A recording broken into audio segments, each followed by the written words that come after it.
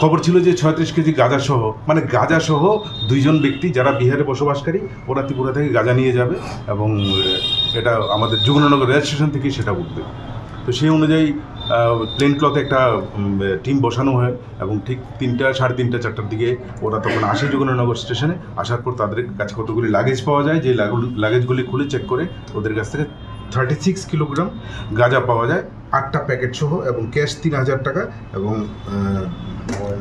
Mobile phone আছে, 2টো mobile phone. Accordingly NDPS অ্যাক্টের উপর একটি কেস হয়। তাদেরকে আজকে আমরা কোর্টে পাঠাবো এবং পুলিশ রিমান্ডে আনবো। এনে বিস্তারিত গাঁজার সোর্স থেকে আরম্ভ করে এগুলি বাকি যে ফিডব্যাক যেগুলি আছে সবগুলি আমরা বার করে আনবো। এবার প্রাথমিকভাবে কি জিজ্ঞাসাবাদে কোথায় থেকে তারা এই গাঁজাগুলো নিয়ে যাচ্ছে? প্রাথমিকভাবে আমরা ওরা বিহার নিয়ে যাবে এতটুকু ওরা স্বীকার করেছে। ত্রিপুরার কোথায় থেকে? ত্রিপুরার কোথায় থেকে ওরা বিভিন্ন ধরনের স্টেটমেন্ট দিচ্ছে, সেটা আমাদেরকে ভালোভাবে ভেরিফাই করতে হবে। তারা কি ত্রিপুরা না বিহারে? এরা বিহারে। নাম বলা যাবে? এদের নাম হচ্ছে রূপেশ কুমার, আরেকজন মহিলার নাম হচ্ছে খুশবু দেবী। কত টাকা বাঁচানো হবে? 3-3.5 লাখ টাকা।